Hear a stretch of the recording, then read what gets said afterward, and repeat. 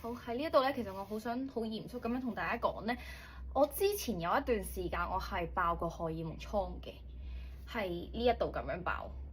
我一開頭嘅時候，我係唔知自己發生咩事啦，我就係以為自己熱氣啦，然後我需要戒口啊，或者我夜瞓啊咁樣。跟住去到有一段時間，我真係頂唔順嘅時候，我情緒係好崩潰嘅，因為當時皮膚連埋情緒一齊起伏嘅時候，你個人係冷靜唔到。跟住有一日我匿咗喺屋企冇出過街，夜晚嘅時候我個情緒係爆發咗，我同我媽咪講我要睇醫生。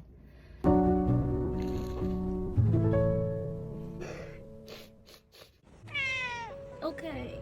好，跟住我就去咗揾皮膚科，我不斷問身邊嘅朋友有啲咩醫生可以介紹啊，係咪應該去睇中醫調理啊，或者睇西醫直接食藥搽藥膏呢？咁樣。咁最後經一位朋友嘅介紹呢，我去揾咗一間土瓜灣嘅醫生皮膚科去睇嘅。當時呢，入到去，其實佢就已經話啊，你係荷爾蒙失調啦，你要戒口，你唔可以飲奶，你唔可以食芝士，你唔可以食辣嘢，你唔可以食熱氣嘢，基本上要戒口，所有嘢都唔好食咁樣。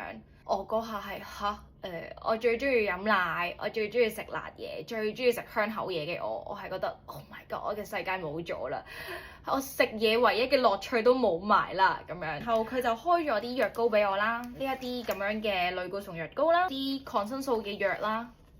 狀況唔係話好咗好多，只不過係冇咁紅，冇咁痛，因為咧佢就會爆一啲石頭瘡，基本上你擠都擠唔到啦，然後你撳落去會好痛。做嘢我係一定要化妝嘅，係咪先？咁我冚到上去，然後香港嘅天氣比較潮濕啦，佢又會浮啦，而且佢令到我好唔舒服，好痛。每個人行埋嚟睇嘅時候，我都好介意佢望到我嘅皮膚好差。而家已經過咗㗎啦，但係好想同大家分享下，因為我相信我身邊有一啲女仔應該都會有經歷，同埋而家都係咁樣。我點樣好返呢？其實係我唔係靠食藥好返咯，我發現係一個心情嚟嘅。即係我有睇過一篇文章啦，你人體入邊最多就係水分，係咪？而且水係有記憶嘅。佢會記住你嘅唔開心，亦都會記住你嘅開心。當你唔開心太大嘅時候，你嘅水分會流動㗎嘛，你成個身體所有機能都會好差，包括你嘅腸胃都會好差，令到荷爾蒙失調啦，就係咁樣。簡單啲嚟講就係咁樣啦。你哋可以再揾下多啲呢啲文章，其實好有道理嘅，又有幾有意思嘅。睇完之後，見我自己係咁去旅行啦。